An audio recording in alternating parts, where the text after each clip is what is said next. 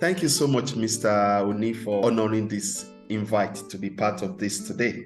Thank you so much for having me, Mr. Iroye. It's so good to be welcome. here today. Thank you. Thank you. I'd like you to introduce yourself to everyone. My name is Oni Abayomi, and I'm currently in Kenya. I'm a Nigerian. I'm excited to be part of this impactful project you're doing. I'm so excited to be part of it. So that's the bit I can say about myself for now. All right. What did you study in school? What do you do currently in terms of a career? Now, in terms of career, like I said, I'm a successful school teacher. So I'm teaching. I studied music education in school, and I'm so glad, I found myself in this field. Though I might call it, an accidental event because, I never knew I would end up being a teacher, though I had passion for it. I have passion for young people. My operations has been centered around young people. So whatever I do, I always take the young people into consideration. And I'm so glad now that I found myself, working in a school, for more than 15 years, particularly with young people. It's a life fulfilling dream for me. And this is, I enjoy what I'm doing. This is what I believe I've been called to do. And talking about what I studied in school, I studied music education, in the university. And, I was inspired by one of my brothers in church then who used to play musical instruments. But apart from him playing, I found him to be very decent. He wasn't like every other person, extremely decent and disciplined. So I went close to him, and then, I asked him some few questions. So, for young people, always ask questions. Questions will always open doors for you. Questions open up conversations. So I found myself talking to the man, and I said, "Oh, sir, how come you are able to play the keyboard? You are able to play the guitar. You are able to play, the sax?" And he said, "Oh, you have to go to school and study." And I'm like, "Why would you go to university and study music for 4 years?" He said, "No, that's what you have to do if you don't want to become a roadside musician." And that hit me. I'm like, what? I've heard about roadside mechanic. I've not heard about roadside musician. So I said, "No, I don't want to be a roadside musician." In my mind, the way he said it, he likened a roadside musician with, the mechanic, because that's what I've grown up to see on the street. So I said, "No, I would rather go to university." So he inspired me, encouraged me. His name is Dada Oshunde. We call him Dewey. He had a band that, we used to play with him in that band. And then from there, he helped me. I got into College of Education. I did NC. It was a rough start. I have to be honest with you. I like to tell young people, the truth, nothing but the truth, because nowadays you see things, glittering, and then you believe, oh, so once I start, it's going to turn out this way. No, I start, from College of Education, part 1, part 2, part 3, and then after that, I made up my mind. I said, no, I'm not going to school again. I'm done with education. I don't want to study, again. And that came as a result of influence. There was someone I was working with. Then whatever he says is what I do. So he told me, said, he was in university studying, I think, business. And he said to me, "You know what? If only God can save me, if I can graduate, I will never go near education again." I said, "What? What do you mean?" He said, "Once I finish this, let me say it in my language." He said, "Mi o kàwé mọ́." So I'm like, okay, èmi náà ò kàwé mọ́. Just like that. I said, I'm no longer going to school once I finish NC, but things actually changed. I saw things, in better perspective. To study music, what do you need? Do you need a talent in music, or do you need a desire? The foundation of everything we do as human being is desire. You desire to become, what you want to be. Even if you have the talent, if you don't have the desire, it might not really work out the way you have planned it. So the first thing is that I found myself singing in church and drumming in church, but not enough. That I'll call talent. Those ones came to me naturally. Nobody taught me how to do that. I just listened to people and then I picked up the drum. I started drumming. The same thing with what is called singing. I listened to people. I'm like, oh. Then I tested my voice. Oh, it's good. So I started singing. But when it comes to studying music academically, going to university to study music, you need more than, what is it called? Your talent. Because if you have the talent and you don't develop it, it won't amount to anything. So in this case, I had to, go to university and then study music. So what you need first is, the desire. Then check, do you have the talent? And again, I need to be honest here. If you don't have the talent, you don't need to go. Because even if you now have the desire and then you get there, you cannot sing, you can't drum. If you sing, you cause chaos with your voice. You will be upset with yourself. You'll be upset with your audience. So you need to have the talent as well for you to go into the field of music. So you need both. You need to have the desire, then you need the talent. So once you can see the talent, then you desire to develop that talent to become, what you want. Can't it be learned? If I'm not sure if I have the talent, but I have the desire, can't I learn to be? Now, you see, if you're talking about learning, you need seed before you can see the fruit. You need seed before the fruit. So it is important that you find the seed first.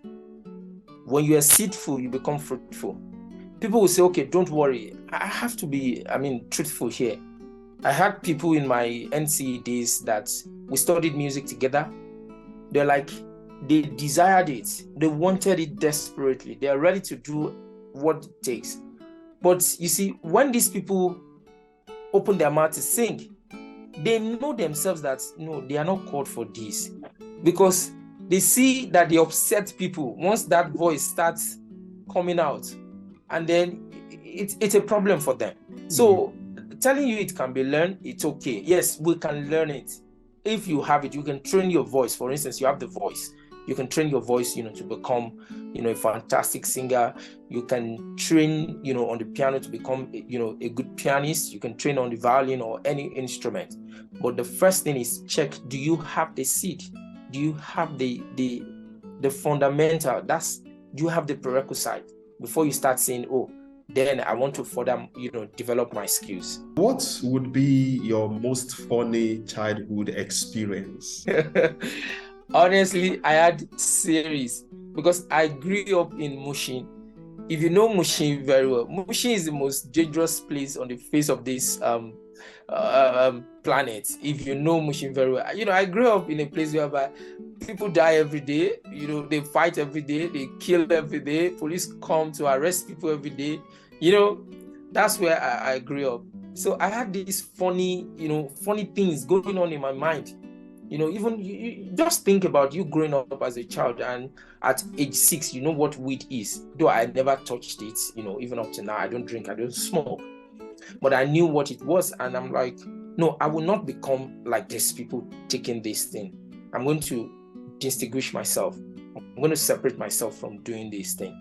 But, I did some other things, and when you talk about funny experience, I think I remember one when I was in school. I was having problem with my academics, and I believe I could substitute spirituality for hard work. Instead of me to study hard, I was fasting hard. As in, I could go 40 days dry fasting. I would say, no, I'm going to fast my way through mathematics. That's crazy. I can't believe someone would think in that line, but I actually did. I was thinking, oh, by the time I start fasting, Holy Spirit will bring the results to me. I'll just see the answer. But to be honest with you, that was it was a mirage. It didn't work like that. I actually feel badly. What will be the three values or virtues you admire most in people? Let me start with young people. I like people who are respectful. If you're respectful, you make things easy for yourself. You respect people, what you give to them is what they will give back to you. So you make life easy. You solve so many problems. You remove so many barriers by showing respect to people, and then they give the same thing to you in return. I know you might say, okay, what if they don't respect you? What if they are not thinking the way you are thinking? It's okay, it's fine. But it is important that as a person first, you show that respect, and then wait for the next one to come. So when I see that in young people, it attracts me to them, to want to talk to them, to want to help them, to want to share my, life experience with them. That's number one. Number two, I value planning. I like people who plan. I like to hang around people who sit down to plan and strategize. I love that so much because, it helps to make things organized, make life better when you hang around people who, are very effective when it comes to planning. Then the third one, I like risk takers. If you don't take risk, you don't get anything. No pain, no gain. So I love to, take risk, positive one, to be honest with you. I'm not saying go and jump from Third Mainland Bridge, if you know where that is in Lagos. And so, there was a man Mr. Iroye invited. He said, he likes young people taking risk, not that kind of risk, taking risk, and then, be confident that, I will succeed. People don't give up on time. Yes, let me put it like that. That no, if I fail this time, I will rise up again and then move on and then, succeed on that. Yeah. What is that one food you can eat over and over? Rice, jollof rice, and fish. Yes. I don't have time, I don't have a specific schedule for eating this food. I love it so much. I love it so much. Yeah, jollof rice and fish. What are your top three motivations? Your top three motivations in life? The first one might be weird, but people might not pay attention to this. The first motivation I have is nature. When I wake up in the morning, it motivates me. It gives me another dimension, another opportunity that where I stopped yesterday, I can continue from there. I can become better than yesterday. So that's critical. It's important for me. I don't play with my mornings. Particularly once I wake up, I'm like, wow, it's a brand new day, new way to start, things, new opportunities, new, everything. So morning is very important for me. I appreciate morning so much. Then another thing that motivates me that I like so much is goals. I like setting goals for myself because it keeps me going. When I have goals planned out, I look forward to achieving them. I work very hard, to achieve them. So when I have goals, it encourages me to keep pushing. That you will get there. Here you stopped yesterday, you get there. And this came, as a result of my training as a pianist. You start a piece today, you might not complete it. You come back tomorrow, you continue from where you stopped. You come back, you keep pushing. And then when people see the finished work, they say, wow, you just did that. No, I didn't just do it. I've been doing it for long. You are the one who is just seeing that. And the same thing is applicable, particularly in this creative field. You see people coming up with their artwork, coming up with their paintings, coming up with their sculpture, and then you're like, what? Did you just do that? No, I've been working on it. And that's what goals is particularly all about. So it's not about, you just do it instantly and then you get the result. In fact, I don't engage in things like that. Anything you say, let's do it instantly, we do this. I try as much as possible, to avoid that. And then another thing that motivates me, I think I said that earlier, is finding myself in the midst of young people, because it gives me that opportunity to keep growing, because young people come with different perspective. So if I find myself among them, I always want to be the best I can be. I want to serve them well. Then I also want to live up to their expectation, in terms of being a role model to them. What would you say is your happiest career moment? I have series, to be honest with you. I have series of them. but I will just share some, a few of them. The first one is when I work with students. For instance, I'm a music teacher. When I work with students who has never played any musical instrument, and now that student can play, it gives me great joy. You understand? I believe so much in potential. I believe so much in talent. And I'm like, what? So you could do this. Now let's keep doing it. Let's do more. Let's do more. So every day I look forward towards that, because that's what motivates me. If I look around me and I'm not seeing things like that, I feel, I'm not doing enough, or I'm not making any impact, in concerning young people around me. So I always look forward to, seeing people being the best that they can be. That has always been, my motivation, and it's there in my mind. I've had series of cases like that, but there is another one I'm going to share, and that's I currently in Kenya. I have so many students who are not Nigerians, and I could remember there was one of them who had struggled to pass an exam, and then she was at the point of saying, "Oh, I'm done. I'm not doing this any longer. I'm done. I'm not doing it anymore." So I just tried. I spoke to her. I said, "No, you can do it. You can be the best. You can get better." Then, we started all over again, and these students agreed to it. And at the end of the day, she came out, successful. So it's a memorable one for me. What are your top 3 decisions in life? Best 3 decisions? The first one was accidental, and I think I'll start that. The first one was finding myself in the field of education, teaching, because I thought going to NC, you can become what you can work in the bank, you can work anywhere. People, when we're growing up, we believe where the money, bank is the place where the money is. So, and you want to work there so you can have access to the money, either to borrow, please don't steal, or to run into financial debt. You shall have access to the money. So that was but when I got to NC and I was told, "Oh, no, you are not going anywhere. You are going to school. If you're lucky, the state school will employ you." I'm like, what?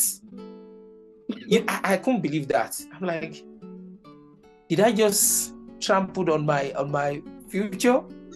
So it was accident. I made that decision to go in and study, but on getting there, I met something different to my thoughts, and that was it. The second one that I'll talk about, the second one, I think it was when I wanted to quit music, and that was in my first school where I worked. I said to one of my lecturers, I said, "Sir, I don't know why I even came here to study music. Look at my mates, they are there, they are working in a bank, they are making a lot of money. And, I'm here, I'm struggling. I have to leave work, jump on the road, go and do PP. Even the PP, if I tell the parents, I'm taking your child on piano, I'm doing piano lesson for your child. Can you just pay me, what is it called, 2,000? They said, no. Even the math teacher, I'm paying them 1,2. So his ordinary piano, if you don't want to teach him, leave him. I'll get a brother from my church who will come and help my son." So I told him, I was having serious conversation with that lecturer, and the man said something profound that day that changed, my life. He said to me, he called me by my name. He said, "Abayomi, if you don't find happiness in what you are doing now, you will not be successful. That thing will not bring happiness back to you." I'm like, what? It was as if I was just hearing that for the first time. So I said, what? Did you just say that? Happiness in this music that is frustrating me, in this music that I'm being paid peanuts. No, I'm not going to do that. Then I went back. But fortunately, after 1 year, I met this man again. And then he looked at me. God has changed my status then. And then he looked at me. He said, "I want to drop music. I want to drop music. I want to drop music." Then we laughed over it. I said, "Thank you, sir. Thank you for not giving up on me.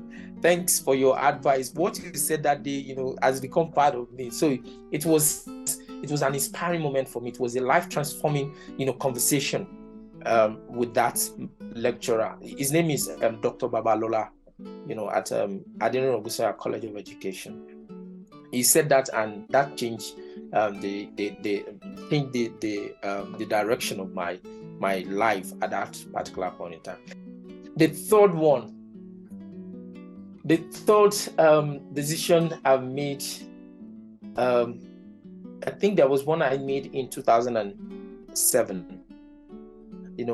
After my first school, at Lagos, Ikmori Estate to be specific, I said to myself, no, if I can't get another job, I'm going to quit this job and then I will join the downfall drivers in Lagos, because this has gotten, to a breaking point for me.